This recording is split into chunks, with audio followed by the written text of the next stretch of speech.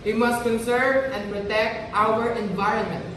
It is a necessity for the survival of our world and for the future generations.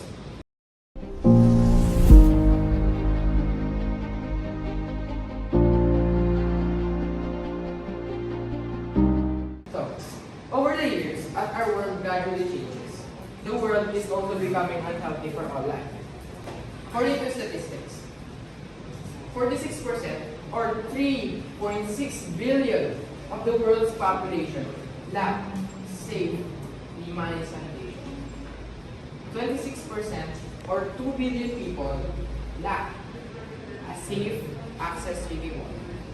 And while 34% or 1/3 of the world's farmable land has disappeared in the last 4 decades. I'd like to introduce you all a certain artist. She is Angela. She is a singer and songwriter, and she composed the song Ako Naman Muna. And there is a certain line from that song that is related to the topics that we are going to talk about today. It is, kada lang sa hapon, pansin ko na lagi na lang uso, walang malinis, halos puro pollution. We are in the time that we are living wherein it's hard to breathe in air that isn't polluted. Our environment is slowly being put at risk because of our unconsciousness and unawareness of what is happening. But there is hope. Through our actions and leadership, we can inspire others to take action and create a more sustainable world. Just like how Angela uses her voice to convey her feelings to a song, I am with you all here today to use my voice as a tool to spread information and to inspire others. I am Benito Bocatcat, the fourth researcher and public speaker from 11th STEM. We need to preserve our future. We need to protect our planet to preserve our future. These are the world's important resources. We have energy sources, water resources, and soil resources. Energy sources, there are two types of energy sources. We have renewable and non-renewable. Renewable resources, these are solar power, wind power, geothermal, biomass, and hydroelectric. While non-renewable sources just simply is fossil fuels.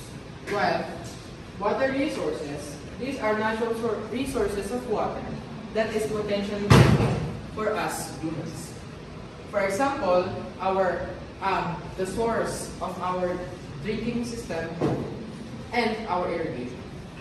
While soil resources is the environmental assets that provides range of ecosystem services. Next, energy resources. We use these sources to generate our energy, but we're also generating difficulties in the process.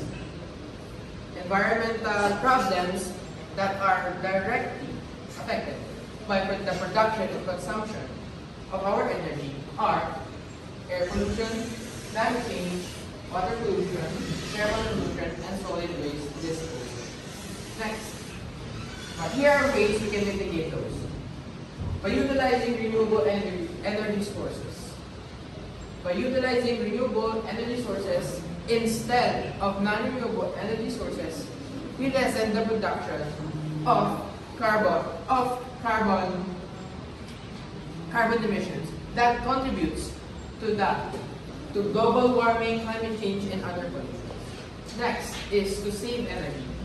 Saving energy can also lessen the production of carbon emission that can contribute to global warming, climate change, and pollution.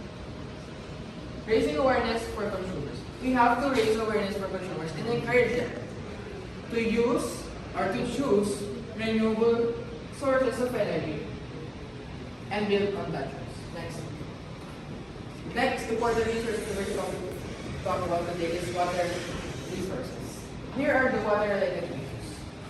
These are water scarcity, drought, poor water quality, and water pollution. Next.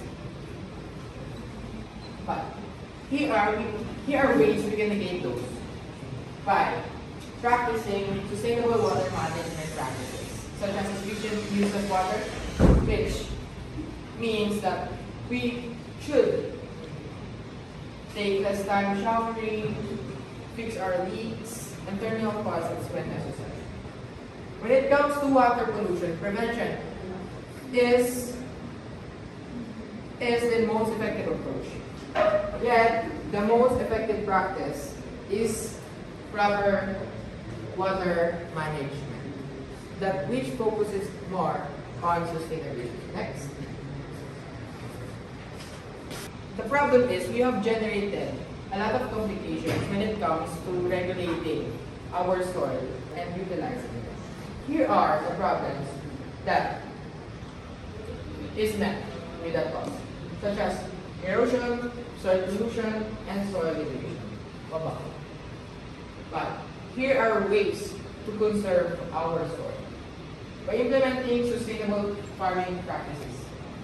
By implementing sustainable farming practices, which includes applying planting techniques like crop rotation, crop covering, and water management. Next is using organic matter. By using organic matter instead of the chemicals that are bad for soil, we improve the water holding capacity of the soil that can be beneficial for the soil. Next, lastly, advocate. Educate others. As we absorb all the information that has been shared to you all today, we have an opportunity to use that information, to spread that information to others so that they can also be aware and informed. Next. Now, this all benefits us in a way that we are creating a healthier environment for everyone. Conserving is important as it combats global complications that we are currently facing today. Conserving is also important as we reduce the damage that we inflict on the world and sustain the resources needed for the future generations. Now, our resources are directly related to our environment. We can never be too complacent with how we use our resources. We must find importance in valuing our resources and by protecting them, by conserving them.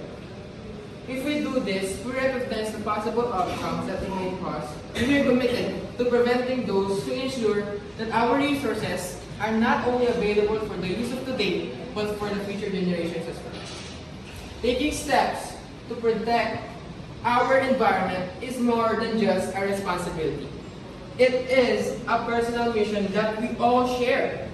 We must spread environmental awareness in our society as well as in our daily life routine. We must conserve and protect our environment. It is a necessity for the survival of our world and for the future generations. And it is up to us to make the future well and promising. Let's nurture the earth for generations to come. Let us be better each day. Thank you. This has been Benito Bocatcat IV, researcher and public speaker from Thank you.